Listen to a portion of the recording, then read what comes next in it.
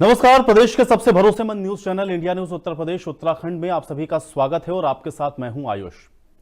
हिंदू धर्म में कुंभ मेला एक अनोखा और एक पवित्र पर्व है जिसे धर्म और आस्था का महोत्सव कहा जाता है और यह विश्वास है कि महाकुंभ मेले के दौरान पवित्र नदी में स्नान करने से सभी पापों का नाश होता है और मोक्ष की प्राप्ति होती है। इस विशेष अवसर पर लाखों करोड़ों श्रद्धालु यहां पर आते हैं, नदी में डुबकी लगाते हैं और अपने जीवन को आध्यात्मिकता से सराबोर करते हैं। यह महोत्सव केवल एक धार्मिक अनुष्ठान नहीं है, बल्कि भारतीय संस्कृति, आध्यात्म और भक्ति का अनुपम संगम है। तो आज आपको इंडिया न्यूज उत्तर प्रदेश उत्तराखंड आस्था के इस महाकुंभ में लेकर के जाएगा और अनोखी छटा के दर्शन कराएगा। महाकुंभ में साधु संतों का समागम चल रहा है। अलग अलग जगह से अलग अलग साधु संत आ रहे हैं। अब हमारे साथ एक साधु हैं जिनका नाम बवंडर बाबा है। ये एवेंजर गाड़ी है जिसको अपना रथ बनाए हुए हैं और इसी से लाखों किलोमीटर ये चल चुके हैं। अपनी पूरी पोटली और एक धर्म ध्वजा इसको स्थापित करके बवंडर बाबा लाखों किलोमीटर चलकर अब प्रयागराज महासंगम में आए हैं और संगम की रेती पे अलग अलग संदेश दे रहे हैं। बवंडर बाबा से ही जानेंगे कि इनका नाम कैसे बवंडर पड़ा। महाराज जी, ओम नमो नारायण, हर हर महादेव। हम पूरे भारत में संकल्पित यात्रा कर रहे हैं। हिंदू देवी देवता के फोटो प्रतिमा का अपमान स्वयं हिंदुओं द्वारा क्यों? शादी की पत्रिका, कपूर, अगरबत्ती, फटाकों पे तो आपने भगवान के फोटो देखे। आज हम महाकुंभ में आए हैं। महाकुंभ सनातन धर्म बोर्ड की मांग के लिए भी यहाँ से आवाज उठाने के लिए हम यहाँ हमारा जो सनातन धर्म का बोर्ड बनेगा उसमें विषय लेके आए जो कुंभ पार्वती मादक पदार्थ की श्रेणी बीड़ी में आता है। आईपीसी 295 का उल्लंघन है और हमारी आस्था का अपमान है। यही मुद्दा हमने पूरे देश में रखा और ये जब हमने यहाँ आके देखा तो हमारा बड़ा दिल दुखा।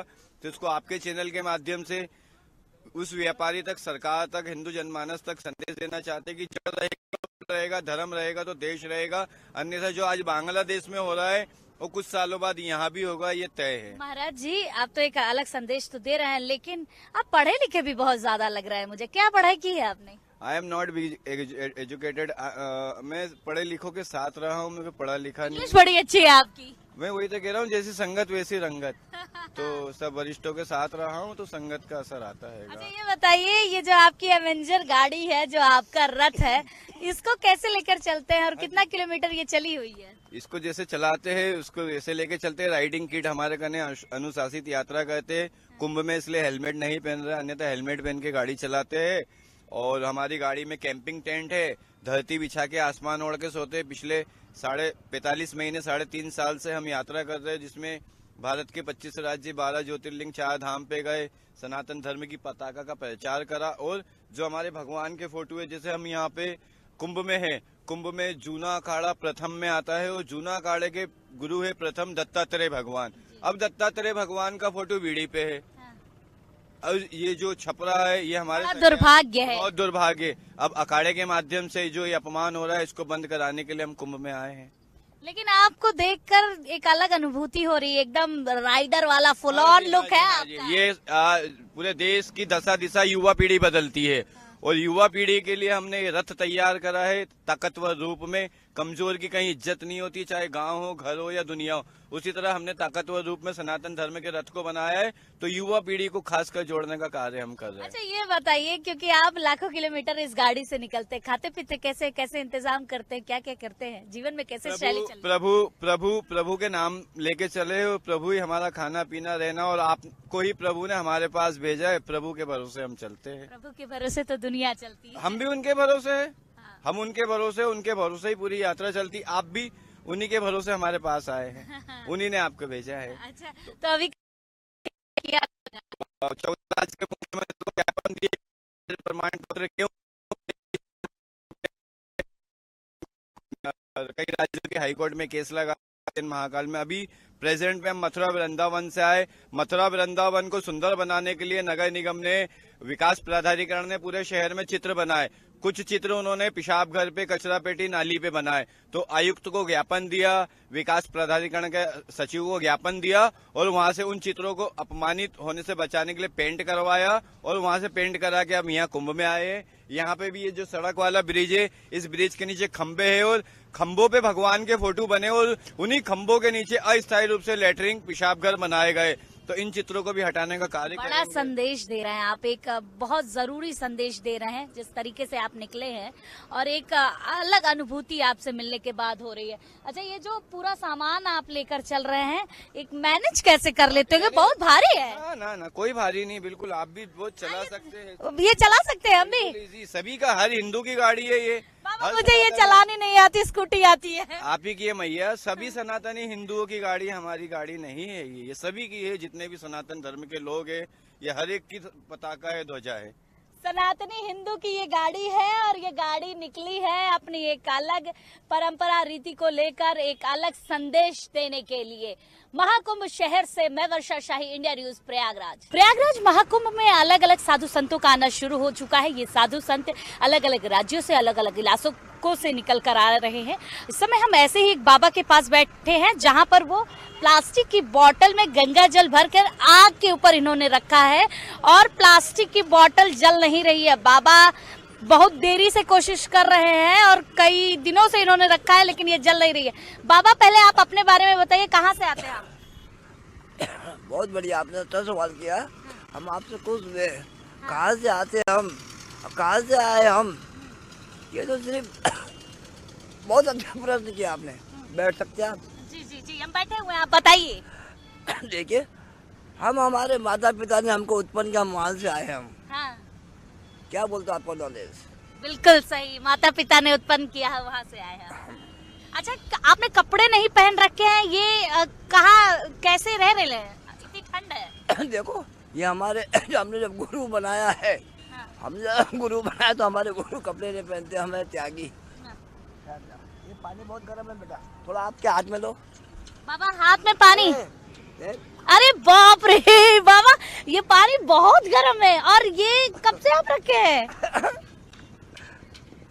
मेरा हाथ जलने लगा बाबा। मेरे भारत देश के जितने भी कर्मचारी है, जो चीज बनाते हैं कभी फेल नहीं होगी। हाँ।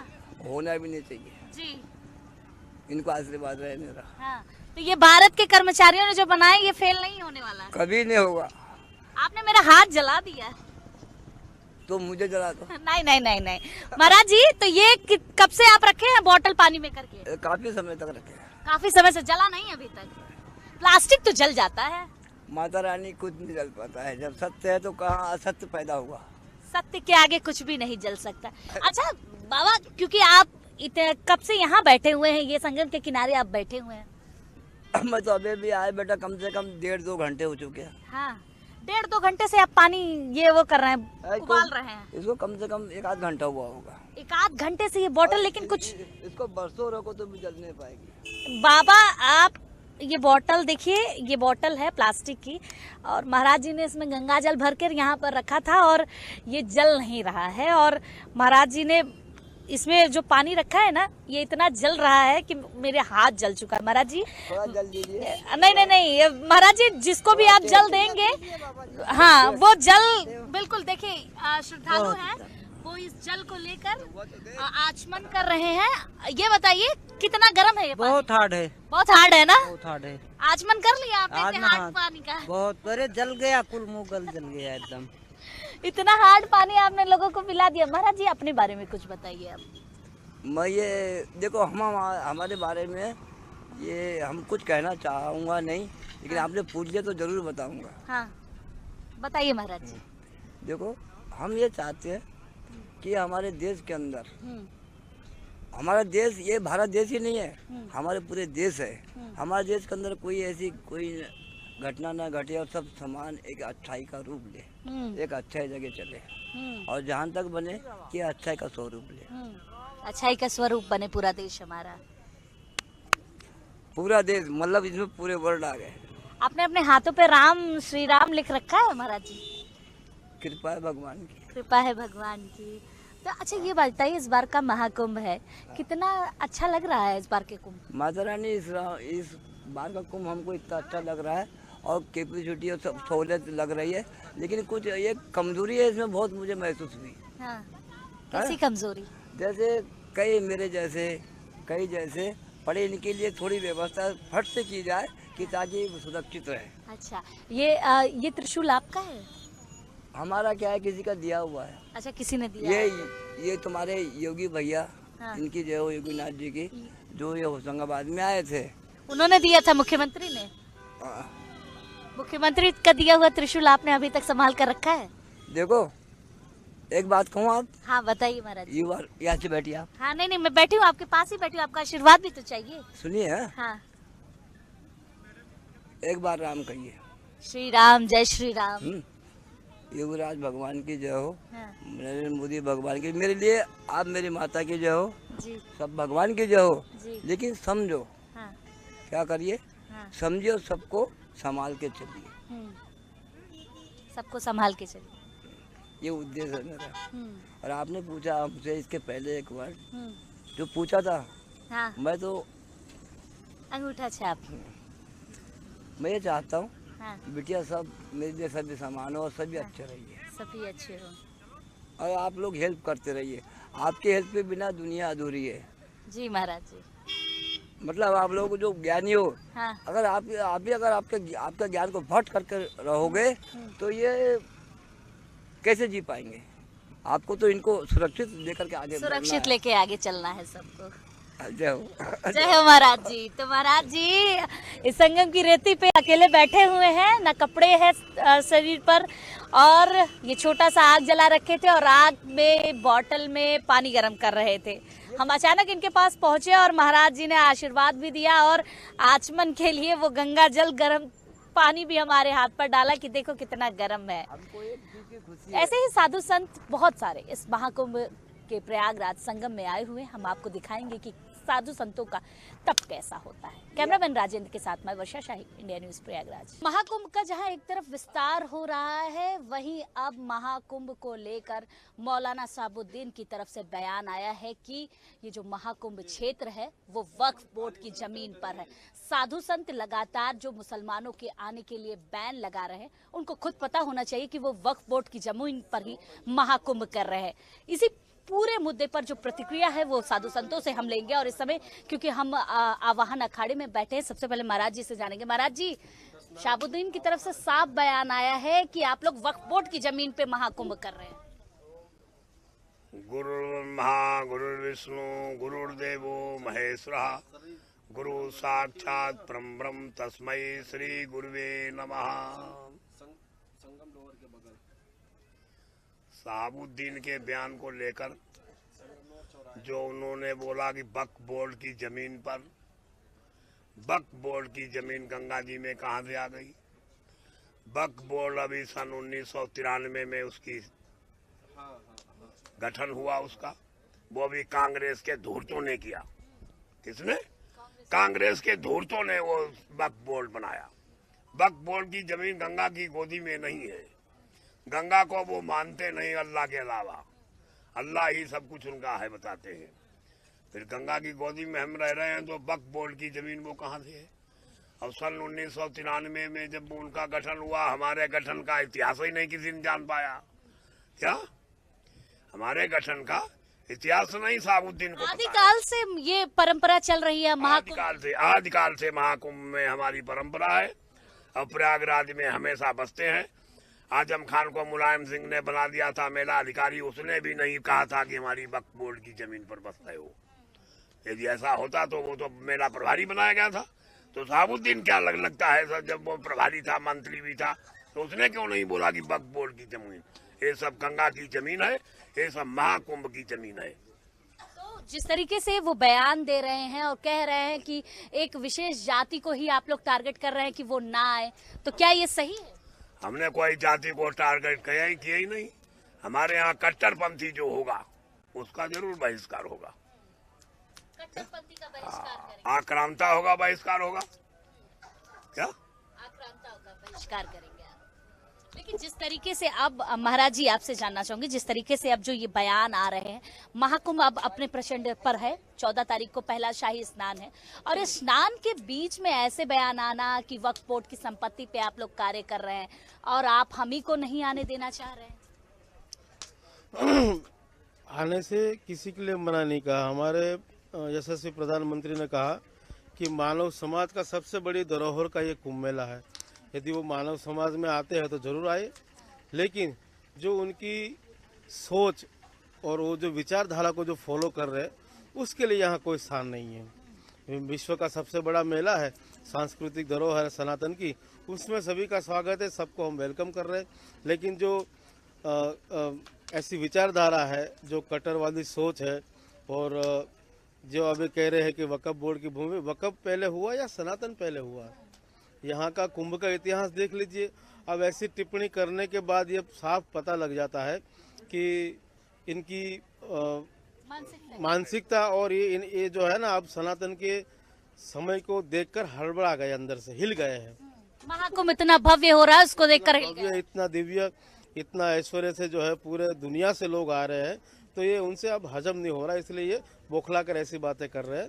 ये तो एक बयान था, इसके साथ साथ उन्होंने साफ तरीके से ये भी कहा था कि अब की बार महाकुंभ में धर्मांतरण बहुत आप लोग करा रहे हैं। धर्मांतरण हम लोग कहाँ करा रहे हैं? लोग एक्सेप्ट कर रहे हैं, स्वीकार कर रहे हैं, अपने आप स्वयं से आके कह रहे हैं कि हमारे बुजुर्ग, हमारे परदादा, हमारे पुरखे सनातनी थे, तो हम सनातन में आना चाहते हैं, तो उनका स्वागत है, वेलकम है। कितना सनातनी बनाएंगे पुरख लोग? अब जो आएंगे तो बनाएंगे, नहीं आएंगे तो वहाँ लेने नहीं जाएंगे उनको।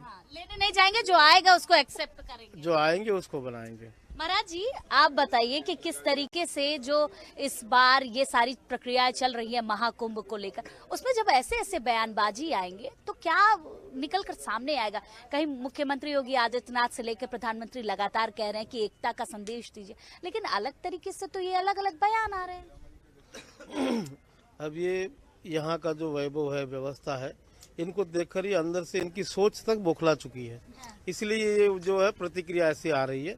वैसे ये एकता का सबसे बड़ा संदेश है मानव समाज के लिए, समूचे विश्व के लिए। महाकुंभ जो है बहुत बड़ा ये मतलब सेंटर है सनातन धर्म के लिए और व्यवस्थाओं के लिए, तो खूब आए सब लोग। बस जो कट्टरवादी सोच है, जिनकी विचारधारा, आचार विचार शुद्ध पवित्र नहीं है, जो हम कहीं ना कहीं सनातन को ठेस पहुंचाने की मानसिकता रखते हैं, ऐसे लोगों को यहाँ नहीं आना चाहिए, उनको कोई निमंत्रण भी नहीं है। जिनके विचार शुद्ध नहीं है वो यहाँ नहीं आ सकते हैं, और जिनके विचार शुद्ध है वो जरूर महाकुंभ में आए और गंगा में डुबकी लगाए। महाराज जी, लेकिन जिस तरीके के लगातार बयान शहाबुद्दीन की तरफ से दिए जा रहे हैं, इससे साधु संतों में विरोध तो पैदा होगा ही। साधु संत ऐसे वचनों को सहन ही नहीं करते हैं। विरोध की जरूरत है का, उनका अपने आप ही कल्याण हो जाएगा।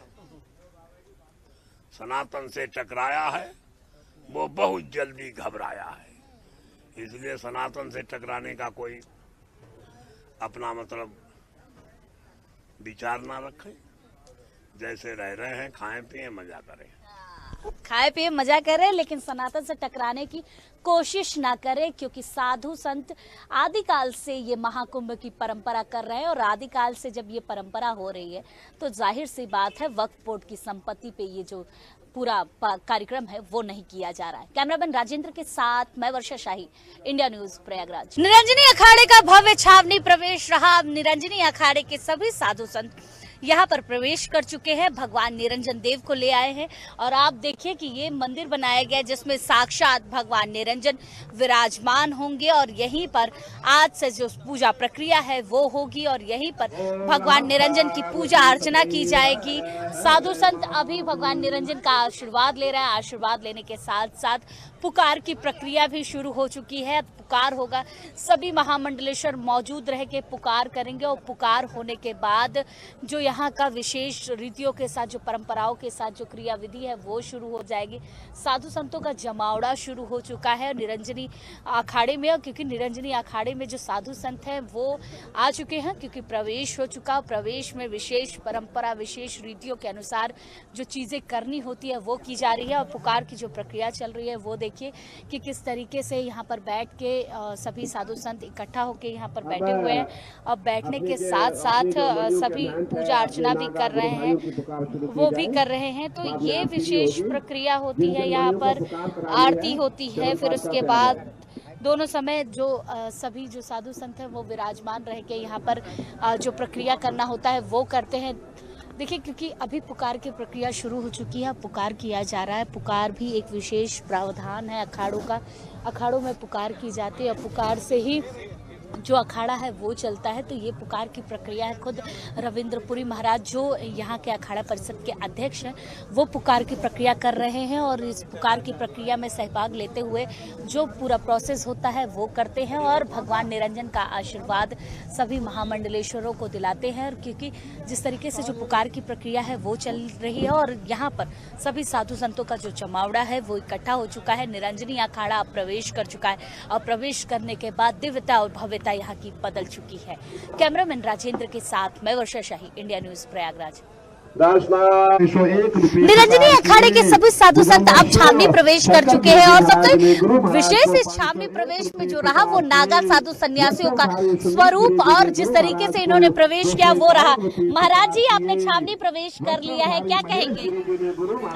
जी हाँ, हमने हमारे पूरे अखाड़े ने हमारे देवताओं के साथ, हमारे अखाड़े के निशान के साथ छावनी प्रवेश किए। आज से कुंभ का आगाज हो गया। महाराज जी, आज से आपका मेला प्रारंभ हो गया। आपके स्वरूप के बारे में बताइए, आपने कितना रुद्राक्ष धारण कर रखा है? मैंने 11,000 रुद्राक्ष धारण किया है और कई कुंभ मेले हो गए मेरे को। मैं 11,000 रुद्राक्ष धारण करता हूँ। महाराज जी, इस पे पूरी तरीके से हमें भगवान शिव का प्रतीक दिख रहा है, नाग दिख रहा है। ये जो पूरा स्वरूप है वो कितना भिन्न है?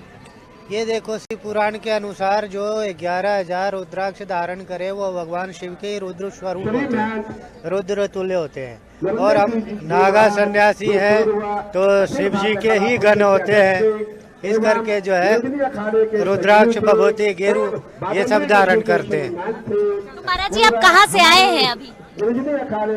हमारा कोई स्थान नहीं है, हम तो सब जगह रहते हैं। कहते हैं ना कि रमता जोगी बहता पानी, वही नागा साधु सन्यासी होते हैं। उनका कोई ठिकाना नहीं होता, वो अलग अलग जगह से आते हैं, अलग अलग राज्यों से आते हैं और ये नागा साधु सन्यासी भव्यता दिव्यता केवल महाकुंभ में नजर आएगी। निरंजनी अखाड़े का भव्य छावनी प्रवेश देखने को मिला। इस छावनी प्रवेश में अलग अलग स्वरूप, अलग अलग प्रारूप था और इस छावनी प्रवेश में अघोरी भी शामिल थे और किस तरीके से अघोरियों ने जो पूरा रूप स्वरूप धारण कर रखा है उसके साथ साथ आज इन्होंने भी छावनी प्रवेश में सम्मिलित हुए और एक अलग नजारा, अद्भुत नजारा देखने को मिला। इन लोगों की वजह से भी आप लोग भी छावनी प्रवेश किए हैं, क्या कहेंगे? ये परंपरा सदा से चली आ रही है क्योंकि हम जितने भी भक्त हैं भोले बाबा के भक्त हैं और अघोरी रूप लेकर के भोले बाबा की गंगा माँ के चरणों में आए हैं। ये हर साल 12 साल में एक बार सेवा का मौका मिलता है और हम ऐसे ही सेवा करते रहेंगे माँ गंगा के चरणों में।